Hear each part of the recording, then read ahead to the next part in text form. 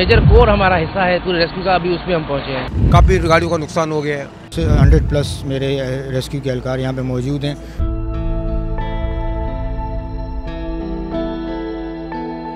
कराची में क़यामत खेज मनाजिर, 5 मंजिला इमारत जमीन बोस, मलबे तले दबे अफराद, 16 जानों का ज़िया, रेस्क्यू टीमों की दौड़ें, मकामी लोग भी मैदान में।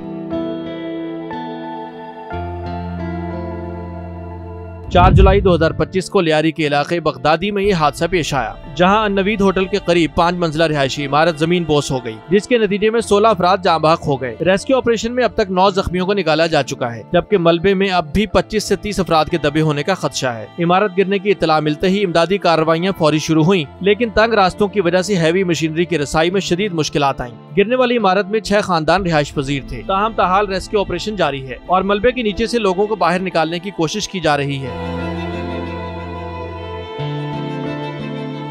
गिरने वाली 5 मंजिला इमारत की मालकन खातून के भतीजे ने निजी न्यूज चैनल से गुफ्तगू करते हुए बताया कि इमारत के हर फ्लोर पर 3 पोर्शन थे। जब भी यहाँ आना हुआ इमारत लोगों से भरी हुई होती थी। उन्होंने मजीद कहा कि इनके खानदान के अफराद 4थी मंजिल पर रहते थे। खातून को तशवीशनाक हालत में निकाला गया है और उनका बेटा इंतकाल कर गया है, जबकि 3 रिश्तेदार अब भी फंसे हुए हैं। दूसरी जानिब वज़ीर आला सिंध सैयद मुराद अली शाह ने भी वाक़े का फौरी नोटिस लेते हुए इसे इंतहाई अफसोसनाक करार दिया। वज़ीर आला ने जख्मियों को फौरी तिब्बी इमदाद फराहम करने की हिदायत भी कर दी थी।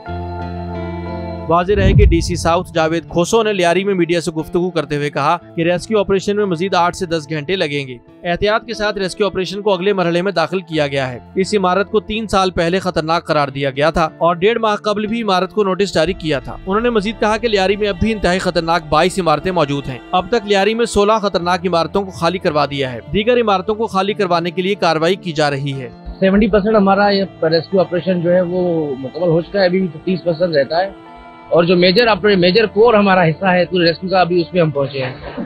तो ये it will take another 6 to 8 hours, इसको मुकम्मल कर लेंगे हम आज रात तक। सदर मुमलिकत आसिफ जरदारी और वज़ीर आज़म शहबाज शरीफ ने भी इमारत गिरने पर इजहार अफसोस किया और सिंध हुकूमत को इमदादी सरगर्मियों में तेजी लाने की हिदायत की। कल रात तक 150 एहलकारों ने हिस्सा लिया हुआ था। अभी भी 100+ मेरे रेस्क्यू के एहलकार यहाँ पे मौजूद हैं और वो अपना जो फ़राइज़ हैं वो भरपूर तरीके से अंजाम दे रहे हैं। मैं भी गया हूँ अंदर, सूरत हाल देख के मुझे रेस्क्यू अपना गाड़ी नजर नहीं आया।